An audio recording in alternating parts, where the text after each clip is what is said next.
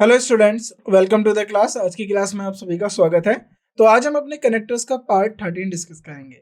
Last part में हमने cause and effect connectors के रिजल्ट डिनोटिंग कनेक्टर्स को लेकर बात करी थी।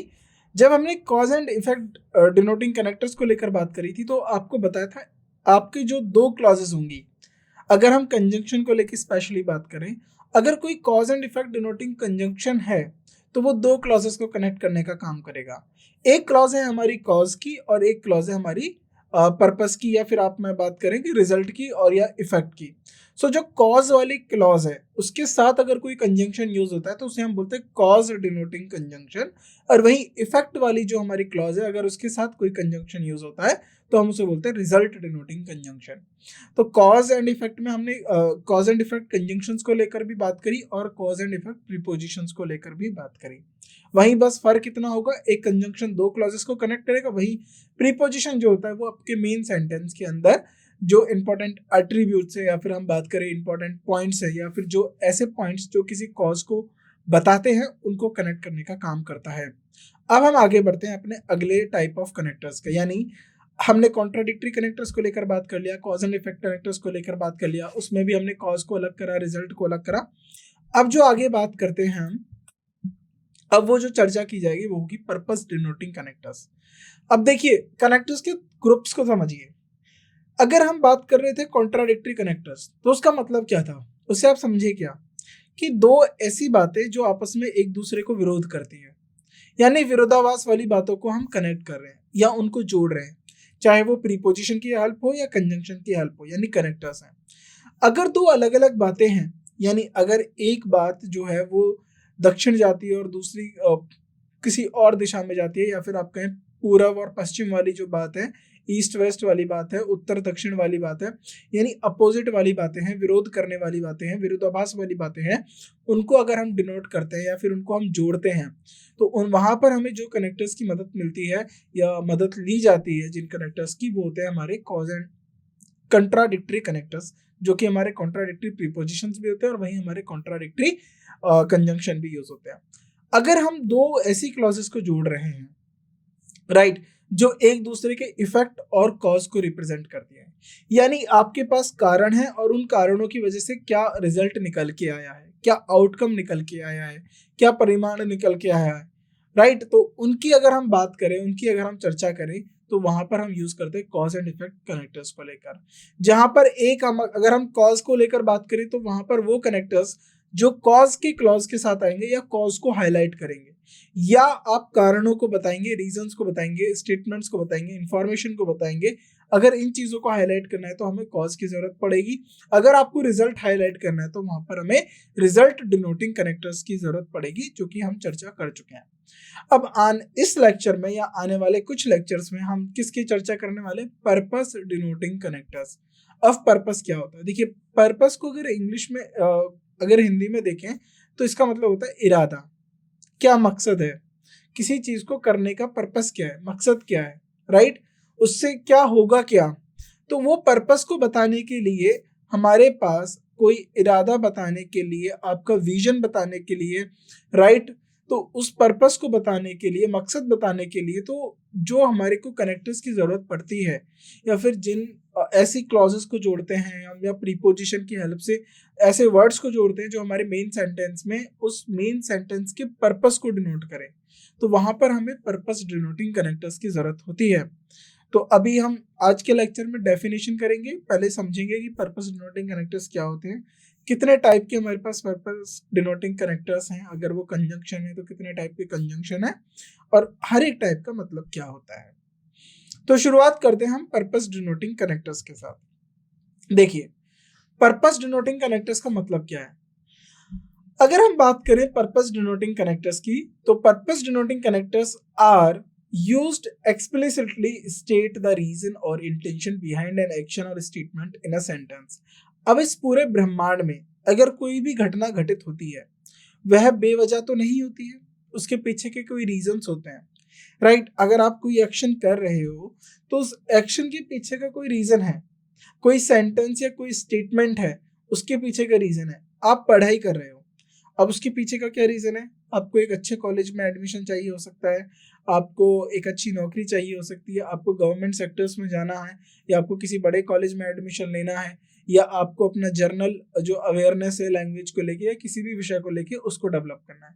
तो पर्पस है, आपके हर एक एक्शन के पीछे एक इरादा है, एक मकसद है, राइट। अब इसी तरीके से समझिए, तो उस इरादा को बताने के लिए या उस मकसद को बताने के लिए या उस पर्पस को बताने के लिए आपको कुछ और वर्ड्स भी चाहिए होंगे जो उसको हाईलाइट कर पाए कि अगर मैं ये काम कर रहा हूं तो इसके पीछे का कारण ये है, राइट। तो उसके जो इंटेंशन है, राइट, जो इंटेंशन है उसको बताने के लिए और आप जो कर रहे हो उस एक्शन को जोड़ने के लिए आपको कहीं ना कहीं कनेक्टर्स की जरूरत पड़ेगी।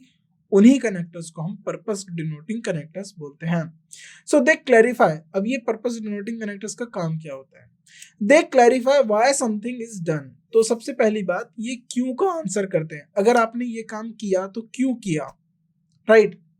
सो वो जो क्यों का आंसर जो कर रहे हो, तो उस क्यों के आंसर से आपका क्या है, पर्पस निकल के आ रहा है। अगर आपने पूछा किसी से व्हाट इज योर नेम, आपका नाम क्या है, तो आप क्यों पूछ रहे हो? क्योंकि आपको जानना है, आपको जानकारी चाहिए। तो आपका पर्पस क्या था नाम पूछने का, कि आपको जानकारी चाहिए। जब आपको नाम पता चलेगा तो आप अपनी बात या अपनी कन्वर्सेशन तभी शुरू कर पाएंगे जब सामने वाले का नाम पता हो। तो उससे कनेक्टिंग जो होता है, वो कनेक्शन जो है वो अच्छा हो जाता है लैंग्वेज में जब आप कन्वर्सेशन को लेकर बात करते हो। तो जब भी आप कोई क्वेश्चन कर रहे हो, उस क्वेश्चन का जो वाई है, क्यों है, उस क्यों को आंसर करने के लिए आपको आपके इंटेंशंस पता चलते हैं, आपका रीजन पता चलता है कि आपको वो क्यों जानना है। वही जानने को हम पर्पस बोलते हैं। So helping to make the writer's intent and the casual relationship within the text clear. तो किसी चीज को जानने के लिए, किसी के इंटेंशंस को क्लियर करने के लिए हम पर्पस डिनोटिंग कनेक्टर्स की मदद लेते हैं। These connectors are essential for conveying motives. तो मोटिव्स का मतलब होता है इरादा, intentions in both written and communication form. अब देखिए, जो भी मीडियम है आपका लैंग्वेज के साथ, अगर आप लैंग्वेज में कम्युनिकेशन की तरह यूज कर रहे हैं तो कम्युनिकेशन फॉर्म में भी आपका इंटेंशन और मोटिव्स को क्लियर करेगा, राइट। अगर वहीं आप रिटन की बात कर रहे हो तो रिटन में भी अगर आप पर्पस डिनोटिंग कनेक्टर्स को लेकर चर्चा करोगे तो वहां पर भी आपके मोटिव और इंटेंशंस को क्लियर करेगा। अब टाइप क्या है, देखिए पर्पस डिनोटिंग जो हमारा जो पर्पस डिनोटिंग कनेक्टर्स होते हैं उसमें हम कंजंक्शंस को लेकर ज्यादा मुख्य तौर पे बात करेंगे। तो उसमें सीधा हम बात करते हैं कंजंक्शंस, कौन से कंजंक्शंस जो होते हैं हमारे पर्पस को डिनोट करते हैं। तो यहाँ पर हो गया इन ऑर्डर दैट और सो दैट, तो हम जिनके बारे पर चर्चा करेंगे, यानी इन ऑर्डर दैट और सो दैट। अब शुरुआत करते हैं इन ऑर्डर दैट से मतलब क्या होता है। देखिए, यह आपने कहीं ना कहीं टेक्स्ट में जरूर देखा होगा, इन ऑर्डर दैट, सो दैट। इनके पीछे का रीजन क्या है, इनको क्यों यूज किया जाता है। तो पहले समझ लेते हैं इन ऑर्डर दैट का मतलब क्या है। आपको पहली बात, ये तो हमारे पर्पस डिनोटिंग कंजंक्शन है, यानी कि किसी ना किसी दो क्लॉजेस को डिनोट करने का काम कर रहे होंगे। कंजंक्शन से बस इतना समझ जाइए, अगर कंजंक्शन की बात हो रही है तो दो क्लॉजेस आएंगी। अगर कॉन्ट्राडिक्टरी कंजंक्शन हो गया तो दो कॉन्ट्राडिक्टरी क्लॉजेस होंगी, यानी एक क्लॉज दूसरी क्लॉज को कॉन्ट्राडिक्ट कर रही होगी। कॉज एंड इफेक्ट को होगी तो एक कॉज बता रही होगी, दूसरा उसका इफेक्ट बता रही होगी। अगर आपका जो रिजल्ट डिनोटिंग कनेक्टर है तो वो रिजल्ट क्लॉज के साथ लग जाएगा, अगर आपका कॉज डिनोटिंग कनेक्टर है तो वो कॉज के साथ लग जाएगा। अगर हम पर्पस डिनोटिंग कनेक्टर की बात करें तो यानी दिमाग में आएंगे आपके पास सबसे पहली बात कंजंक्शन। ओके, कंजंक्शन, कौन सा कंजंक्शन, जो पर्पस को लेके बात करेगा। तो कौन सा कंजंक्शन हुआ, पर्पस डिनोटिंग कंजंक्शन, राइट। तो कौन सी क्लॉजेस रही होंगी, एक क्लॉज तो वो होगी जिसमें हमें पर्पस पता चलेगा और एक क्लॉज होगी जिसमें शायद एक्शन को लेके बात हो रही होगी। ऐसे एक्शन को करने के पीछे का मकसद क्या है, इंटेंशन क्या है, पर्पस क्या है, ऐसे रिलेट करो। आप रैंडमली मत पढ़िए कि हाँ बस कॉन्ट्राडिक्टरी हो गया, कॉज एंड इफेक्ट हो गया, नहीं, क्यों है, वर्ड पे जाओ, उसकी मीनिंग पे जाओ और उसको समझो। अगर इन ऑर्डर दैट आ गया, इन ऑर्डर दैट आ गया तो इन ऑर्डर दैट क्यों आया है, इसके पीछे का रीजन क्या है। ये पर्पस डिनोटिंग कनेक्टर है तो कहीं ना कहीं पर्पस को हाईलाइट कर रहा होगा, यस, पर्पस को हाईलाइट करेगा। So in order that introduces a clause explaining the purpose, तो ये उस क्लॉज को इंट्रोड्यूस करेगा। देखिए, कंजंक्शन क्या कर रहे थे, कंजंक्शन अपने आप में मीनिंग कन्वे नहीं करते हैं, ये सिर्फ इंट्रोड्यूस करते हैं। जैसे आप किसी गैदरिंग में जाते हो, राइट, जैसे शादियों में जाते हो, किसी पार्टी में जाते हो, तो वहां पर होस्ट होता है। होस्ट का मतलब है कि जो पार्टी को ऑर्गेनाइज करा रहा होता है, जो आपसे किसी और की मुलाकात करवाएगा, तो होस्ट क्या बोलता है, अगर आपने मूवीज में देखिए कि ये मिस्टर शर्मा है और ये मिस्टर वर्मा है। मिस्टर शर्मा स्कूल प्रिंसिपल हैं और मिस्टर वर्मा जो है एक बिजनेसमैन है, तो एक दूसरे को मिलवा रहा है। यानी उसने मिस्टर शर्मा को इंट्रोड्यूस करा दिया मिस्टर वर्मा से।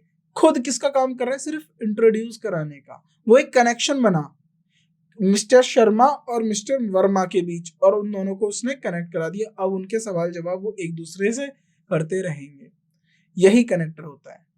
तो ये बोलेंगे ये मिस्टर रिजल्ट है और ये इनके इंटेंशंस हैं, तो इंटेंशंस को लेके आ जाएंगे कि देखिए ये इंटेंशंस रहे, इनके एक्शन के पीछे ये इंटेंशन रही। ये मिस्टर कॉज है, ये मिस्टर रिजल्ट है। ये कॉज था इस रिजल्ट का, ये कॉज था इस कॉज की वजह से ये रिजल्ट आया। तो इस तरीके से जो हमारे कनेक्टर्स है इंट्रोड्यूस कराने का काम करते हैं, राइट। आगे बढ़ते हैं। So in order that introduces a clause explaining the purpose और reason for the action described in the main clause.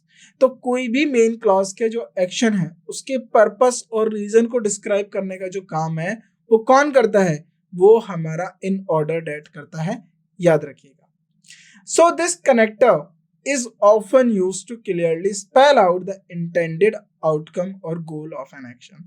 तो ये कनेक्टर क्या करेगा, ये कनेक्टर बताएगा, राइट, किसी गोल और एक्शन का, और गोल ऑफ एन एक्शन किसी एक्शन के गोल को बताएगा, आउटकम को बताएगा और इंटेंट बताएगा। इंटेंट आउटकम का मतलब है कि उसको एक्सप्लेन करेगा कि ये क्यों हुआ, इसके पीछे का मोटिव क्या है, राइट।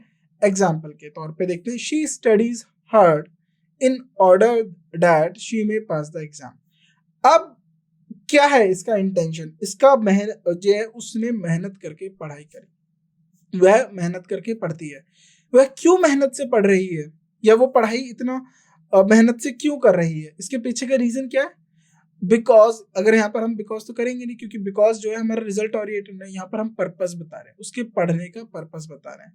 क्योंकि इन ऑर्डर दैट सी में पास द एग्जाम, ताकि वो एग्जाम को पास कर पाए। So in order that connects the action of studying hard. तो एक्शन क्या है, मेहनत से पढ़ना, स्टडिंग हार्ड।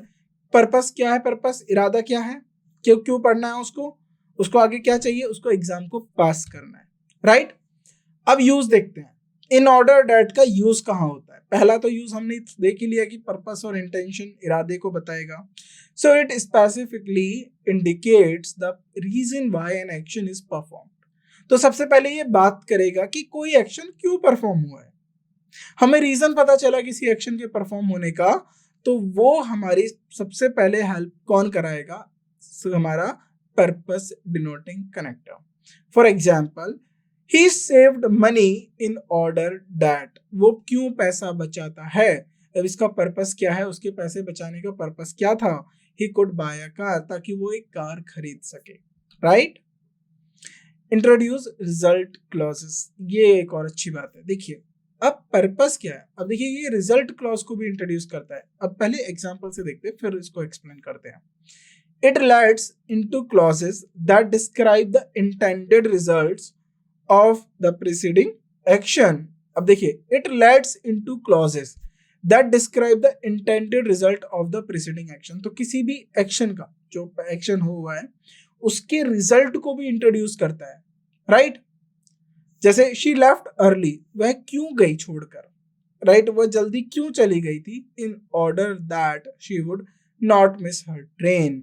तो उसके पीछे जाने का मतलब, उसके जल्दी जाने का रीजन क्या रहा, राइट, क्या रहा उसके जल्दी जाने का रीजन, ताकि वह अपनी ट्रेन मिस ना कर पाए।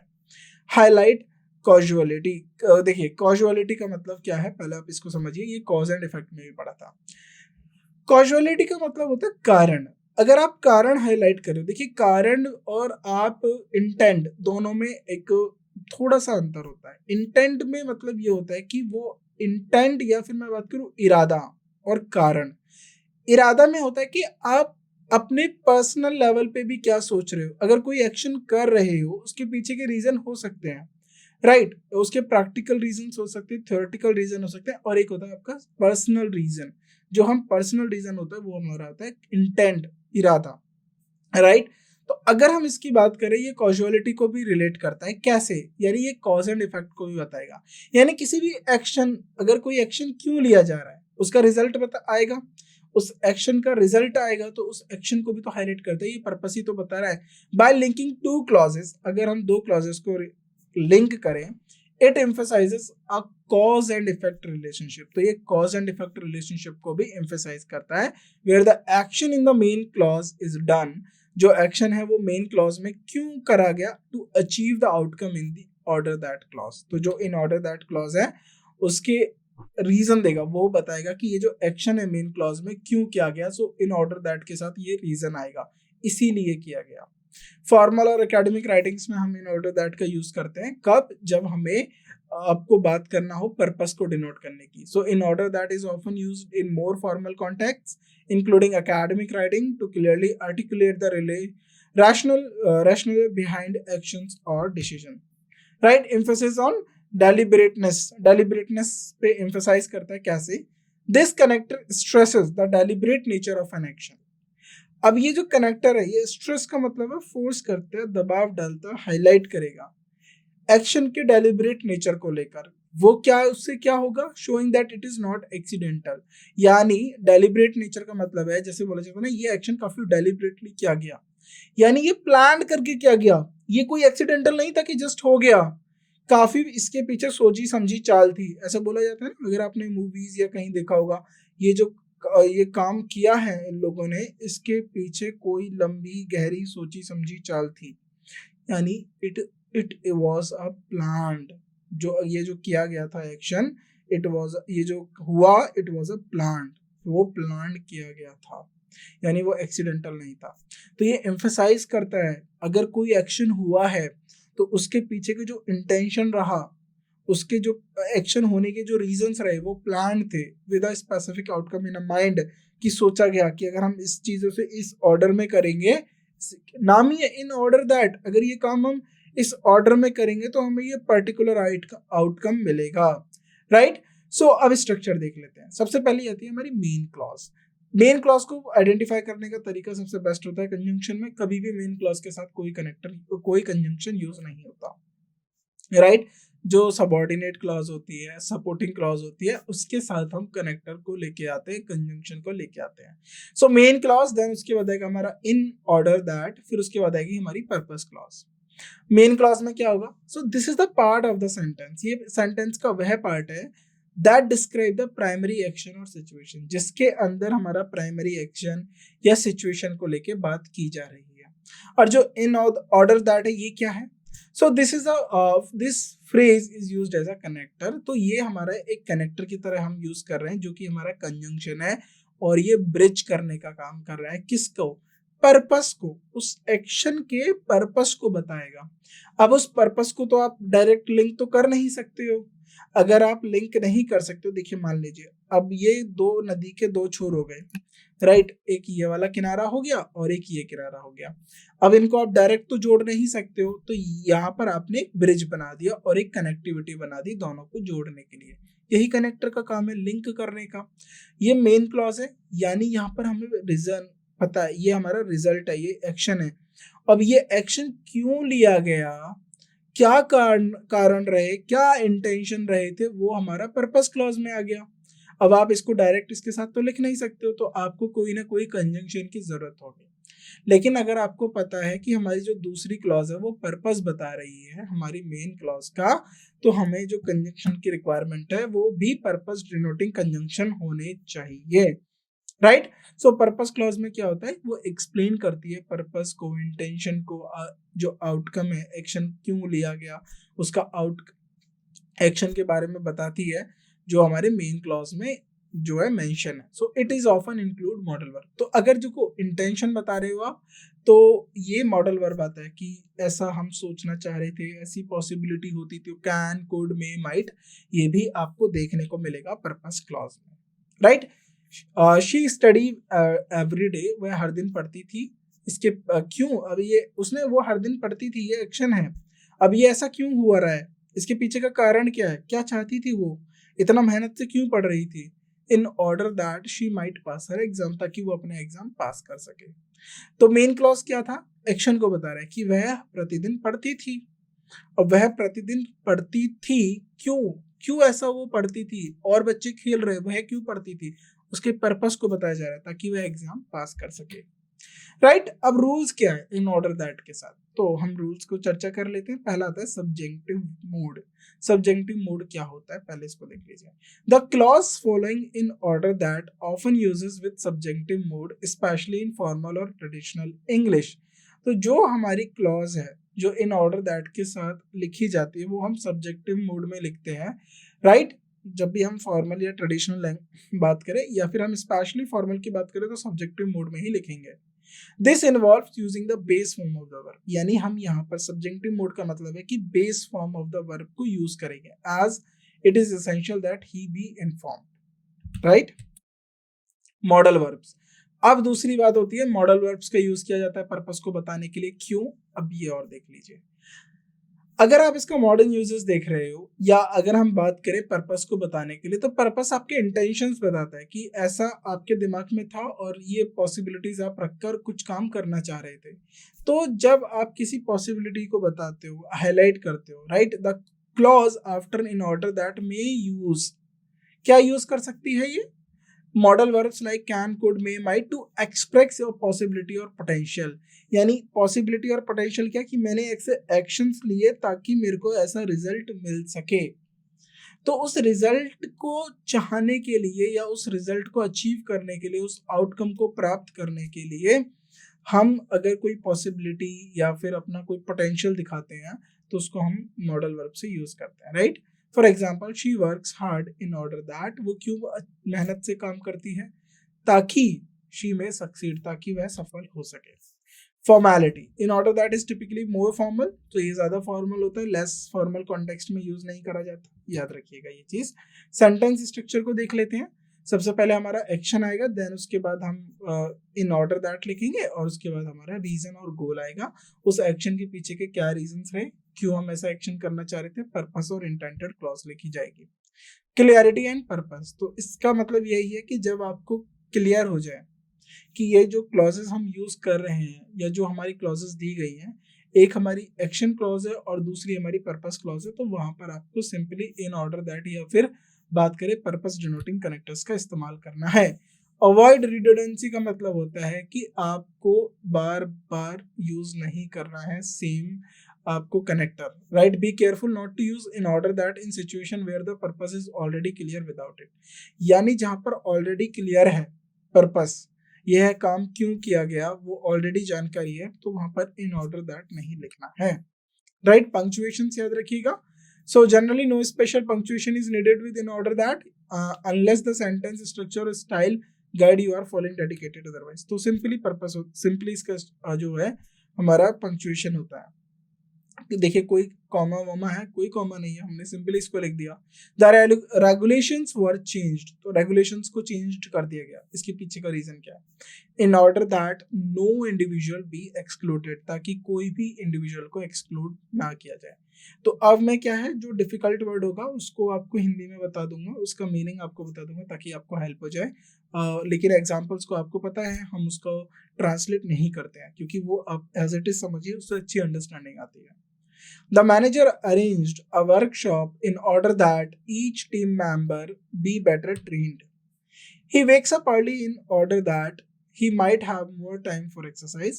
She reads extensively. Extensively का मतलब है खूब ज़्यादा पढ़ती है वो। In order that she may broaden her knowledge, ताकि वह अपनी knowledge को बढ़ा सके। Broaden का मतलब है increase कर सके।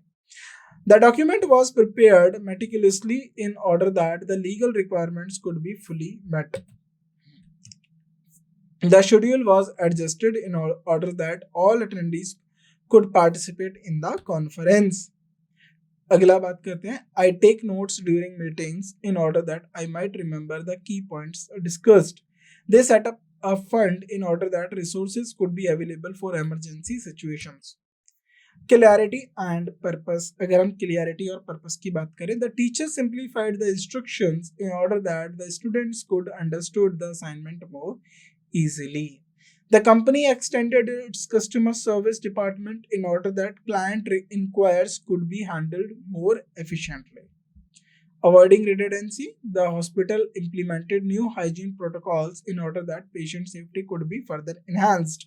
राइट तो यहाँ पर देखिए हमने इन ऑर्डर दैट को यूज करा है, क्यों हाइजीन प्रोटोकॉल्स को लिया गया. The city council conducted surveys in order that the residents' opinions could be taken into account in the planning process. Right? Punctuation simply आपको कोई कॉमा नहीं रखना है. The article was written in the simple language in order that it could be accessible to a wider audience. Extra rehearsals were scheduled in order that performance could be perfected. Right? So यहाँ पर हमने in order that को लेकर चर्चा करी. Now next हम बात करते हैं so that को लेकर. Right? अब so that का मीनिंग क्या होता है, किस तरीके से यूज करते हैं, अब so that को लेकर चर्चा करते हैं. देखिए इन ऑर्डर दैट वो 3 वर्ड थे, यानी वो फ्रेज था और वो पूरा फ्रेज जो है एक कंजंक्शन की तरह काम कर रहा था, और वो जो कंजंक्शन था हमारा purpose denoting conjunction. In order that ये पूरा फ्रेज. अगर हम बात करें सो दैट को लेकर, तो सो दैट भी एक फ्रेज है क्योंकि ये 2 वर्ड से बना हुआ है. So that is a purpose denoting connector used in English to indicate the reason और purpose behind an action. Same as in order that की तरह भी सो दैट हमारा एक पर्पस डिनोटिंग कनेक्टर होता है ताकि वो रीजन और पर्पस बता सके कोई भी एक्शन जो लिया गया है उसका. और ये 2 क्लॉजेस को लिंक करेगा, यानी ये हमारा कंजंक्शन है. सो दैट जो है एक फ्रेज, और यह फ्रेज जो है हमारा पर्पस डिनोटिंग कंजंक्शन की तरह काम करेगा. याद रखिएगा ये प्रीपोजिशंस नहीं है. With the main clause typically presenting an action, situation और कंडीशन. तो ये किन के साथ आएगा, एक ऐसी क्लॉज जो हमें एक्शन, सिचुएशन या कंडीशन एंड सो दैट के साथ जो क्लॉज आएगी उन एक्शंस का result. Right? Intended result, outcome और purpose of that action. Right? So this connectors helps in clearly conveying why something is done. तो ये कनेक्टर हमें हेल्प करेगा ताकि बता सके कि कोई चीज क्यों की गई है. Why a certain condition is necessary. अगर कोई कंडीशन लगाई गई है तो वो क्यों नेसेसरी है, उसके पीछे के रीजंस क्या हैं, सो दैट हमारी वहां पर भी हेल्प करेगा. राइट? अगर हम एग्जांपल से समझे, I saved money so that I could buy a new car.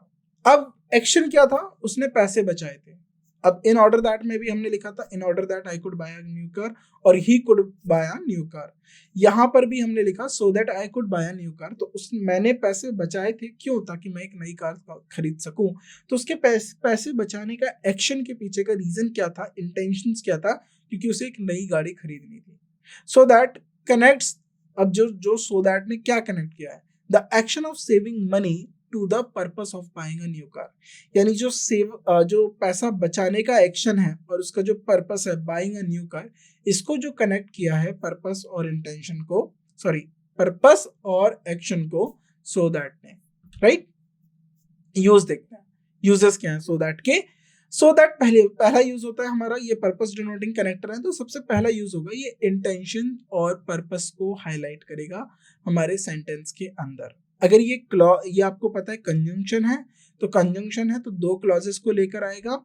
एक क्लॉज हमारा रिजल्ट या एक्शन होगा और दूसरा उसका पर्पस होगा, यानी वो एक्शन क्यों लिया गया, वो स्टेप्स क्यों उठाए गए, उसके पीछे का रीजन और पर्पस हमारा बताएगा. So that. Right?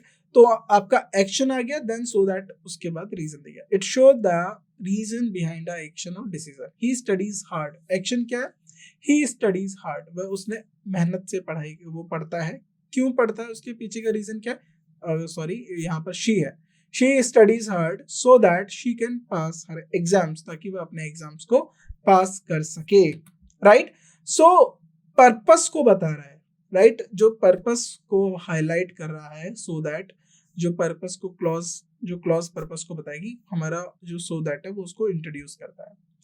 Introduce result clauses so that leads into clauses that describe the intended result of an action. Right? तो किसी भी एक्शन के रिजल्ट को बताने के लिए, ये एक्शन क्यों लिया गया, इसका क्या प्रभाव पड़ेगा, उस एक्शन के रिजल्ट, इंटेंडेड रिजल्ट को बताने के लिए भी हम जो है सो दैट का यूज करते हैं. अब एक्शन क्या है, ही लेफ्ट अर्ली. यह अर्ली चला गया, तो ये जल्दी चला गया था. क्यों, इसका रिजल्ट है, इसके एक्शन इंटेंडेड रिजल्ट है, क्यों ऐसा किया उसने, सो that he would not miss his flight. यानी उसके जल्दी जाने से क्या हुआ, ताकि वो अपनी फ्लाइट ना मिस कर सके. Right? Express cause and effect. देखिए पर्पस एक पर्पस है और दूसरा उसका एक्शन है, यानी आने वाले टाइम में वो रिजल्ट है, और वो रिजल्ट यानी पर्पस वो रिजल्ट बन जाएगा, आने वाले टाइम में वो रिजल्ट ही तो बनेगा। आप मेहनत से पढ़ रहे हो ताकि आप एग्जाम को पास कर सको, जब आपने एग्जाम को पास कर लिया वो एक रिजल्ट बन गया, और जो आपने पढ़ाई करी थी वो आपके कॉज बन गया। आपने एग्जाम पास किया, कैसे पास कर लिया, उसके पीछे का कारण क्या था, क्योंकि आपने मेहनत से पढ़ाई की थी। अभी तो वो इंटेंशन है, आगे चल के वो रिजल्ट में कन्वर्ट होगा ना, तो यही तो बात है, कॉज एंड इफेक्ट को भी तो शो कर रहा है। कॉज एंड इफेक्ट का मतलब है कि वो रिजल्ट हो चुका है, या वो जो आउटकम है हमें मिल चुका है, और हम उसके पीछे के कारणों को लेकर बात करें कि वह रिजल्ट निकला कैसे, वह रिजल्ट आया कैसे, उसके पीछे के क्या स्टेप्स थे, क्या रीजन थे। अगर पर्पस की बात करें तो पर्पस का मतलब है कि वो हमने माइंड में रखा है, या हमने ऐसी प्रोबेबिलिटी या पॉसिबिलिटी सोची हुई है कि वो चीज हमें मिल सकती है, हम उसको अचीव कर सकते हैं, या वो प्राप्त हो सकती है, ऐसा कुछ हो सकता है। अब उसके लिए क्या एक्शन किए जा रहे हैं, तो उस एक्शन के पीछे का पर्पस है, वही पर्पस आगे चल के रिजल्ट बन जाता है। इसको थोड़ा रिलेट करिए और समझिए। सो कॉज एंड इफेक्ट को भी यहाँ पर एक्सप्रेस करेगा, it is use to highlight cause and effect relationship. तो कॉज एंड इफेक्ट रिलेशनशिप को हाईलाइट करेगा between two parts of a sentence. I took an umbrella so that I would not get wet in the rain. आगे suggest a goal और aim, तो गोल और M को भी suggest करता है। So that is often use to specify the goal और aim of an action, यानी टारगेट क्या है, गोल क्या है, लक्ष्य क्या है, एम क्या है, राइट, उसको हाईलाइट करने के लिए भी। एम का मतलब पर्पस क्या है, आपका एम है एग्जाम को पास करना, तो आप मेहनत से पढ़ाई कर रहे हो, तो उसका पर्पस क्या है कि अच्छे अंक प्राप्त कर सको। The team practice daily so that they could win the championship. तो टीम डेली प्रैक्टिस करती थी, क्यों, ताकि वो चैंपियनशिप को जीत सके, राइट। वेरिएशन इन टेंसेस और मूड, तो variation in tense and mood, so mood के अंदर भी वेरिएशन होते हैं, टेंस में भी, depending on the context, so that can be followed by different verb forms including the inductive mood और फैक्चुअल पर्पसेस और मॉडल वर्ब्स और पोटेंशियल हाइपोथेटिकल पर्पसेस। तो मॉडल वर्ब हम कवर कर चुके हैं, ये सब हम कवर चुके हैं। Simply we save money so that we can go on vacation, right. We save money, हम पैसा बचाते हैं ताकि हम जो है वेकेशन पे जा सके, राइट। अब स्ट्रक्चर क्या है, स्ट्रक्चर अब आपको समझ गया होगा, समझ में आ चुका होगा, आपने इतने सारे एग्जांपल्स देखे। यानी पहले होगी मेन क्लॉज, देन उसके बाद सो दैट, देन उसके बाद रिजल्ट और पर्पस क्लॉज, या एम लिख सकते हो इसको आप, एम लिख सकते हो, एम क्लॉज भी लिख सकते हो, टारगेट क्लॉज भी लिख सकते हो, क्योंकि ये आपका पर्पस है, रीजन है ऐसा कुछ करने का, क्यों कर रहे हैं ये आप। सो मेन क्लॉज में क्या आता है, मेन क्लॉज में बेसिकली आपके प्राइमरी एक्शंस आएंगे, कि आपने क्या काम किया, क्या स्टेटमेंट्स दिए आपने, क्या सिचुएशन है, क्या कंडीशन है, अब उनका पर्पस क्या है, उस एक्शन का करने का रीजन क्या है, अब उस रीजन को कहां पर आप दर्शाओगे। तो उस रीजन को दर्शाने के लिए जो क्लॉज होती है वो आपकी रिजल्ट या पर्पस क्लॉज होती है। अब वो डायरेक्ट आके तो जुड़ नहीं सकती है मेन क्लॉज के लिए, तो वहां पर आपको एक कनेक्टर की मदद लेनी पड़ती है। अब वो जो कनेक्टर है वो कौन सा रहेगा, अब कोई भी कनेक्टर में अब कंजंक्शन हो या प्रीपोजिशन, तो पर्पस को लेके हमने कंजंक्शन को लेकर बात करी। अब कंजंक्शन, कोई भी कंजंक्शन तो हो नहीं सकता है, तो सिंपली सी बात है, हमें ऐसा कंजंक्शन लाना पड़ेगा जो पर्पस को डिनोट करने के लिए, पर्पस को कनेक्ट करने के लिए हेल्प करे, जो कि हमारा इन ऑर्डर दैट होता है या फिर सो दैट होता है। तो हम सो दैट को लिखा, और सो दैट क्या करेगा, उस क्लॉज को अपने साथ पकड़ेगा या उस क्लॉज को इंट्रोड्यूस कराएगा जो पर्पस बताएगा मेन क्लॉज का, यानी मेन क्लॉज में जो एक्शन है उस एक्शन का पर्पस बताएगा, वो हमारा सो दैट के साथ आएगा, राइट। आगे बढ़ते हैं। For example, she saved money so that she could buy a new house. तो मेन क्या है, मेन क्लॉज क्या था, वह पैसा बचाती थी, एक्शन है उसके पैसा बचाना, एक्शन हुआ। क्यों पैसा बचाना, क्यों उसने ऐसा काम किया, इसके पीछे का पर्पस था ताकि उसे एक नया घर खरीदना है, right. Rules associated with so that, क्या रूल्स हैं सो दैट के साथ जिनको लेकर हमें हमेशा सतर्क रहना चाहिए, या फिर उन पे गंभीरता से बात करनी चाहिए, ताकि हम सो दैट के क्वेश्चंस जब भी करें तो गलत ना करें। Use with different verb forms, तो पहला रूल होता है कि सो दैट जो होता है वो काफी अलग अलग वर्ब फॉर्म्स के साथ यूज किया जा सकता है, right. So clause following so that, यानी सो दैट के पास जो भी क्लॉज आ रही है, can use various verb forms, तो उसके साथ वर्ब फॉर्म्स काफी हो सकती है, जो इंडक्टिव मूड की भी हो सकती है और फैक्चुअल पर्पोजेस की भी हो सकती है, मॉडल वर्ब्स की हो सकते हैं, यानी कैन, कुड, मे, माइट भी हो सकता है। और फॉर पोटेंशियल और हाइपोथेटिकल पर्पस। पोटेंशियल का मतलब है कि ऐसा हो सकता है आगे चलकर, इसकी संभावना है। और हाइपोथेटिकल पर्पस की मतलब है कि हम ऐसा सोच रहे हैं कि ऐसा अचीव हो सकता है, हो भी सकता है, नहीं भी हो सकता, वो क्योंकि वो एक पर्पस है। अब पर्पस आगे चल के रिजल्ट बनता है, अगर वो अचीव हो गया तो वो रिजल्ट बन जाएगा, right. Clarity of purpose, so that को आप क्यों यूज करते हो? ताकि आपको क्लियरिटी रहे पर्पस की, कि कोई भी एक्शन लिया गया उसके पीछे के इंटेंशंस क्या थे, राइट। उस एक्शन के सिचुएशन जो है उसके पीछे का रीजन क्या था, उसका इंटेंशन क्या था, उसको हाईलाइट कर सकें, उसको क्लियरली बता पाए कि ये जो एक्शन लिया गया है इसके पीछे के जो इंटेंशंस हैं, मोटिव हैं, जो रीजंस हैं वो ये हैं। So the purpose should be directly related to the action in the main clause. अब आता है लॉजिकल सीक्वेंस। लॉजिकल सीक्वेंस का क्या है? मतलब आपने एक्शन किया, अब उस एक्शन के पीछे के क्या कारण रहे वो आपने बताया, right. So the action in the main clause should logically lead to the outcome और purpose expressed in so that, यानी जो आप एक्शन दिखाना चाह रहे हो वो लॉजिकली करेक्ट करना चाहिए, यानी लेड टू द आउटकम और पर्पस एक्सप्रेस्ड, यानी वो जो पर्पस है, वो जो आउटकम दिखाना चाह रहे हो आप, सो दैट के साथ वो एक्शंस उसको करें, उसको अचीव करें, right. So the clause, the cause and effect relation should be clear, यानी आप मेहनत से पढ़ रहे हो, क्यों?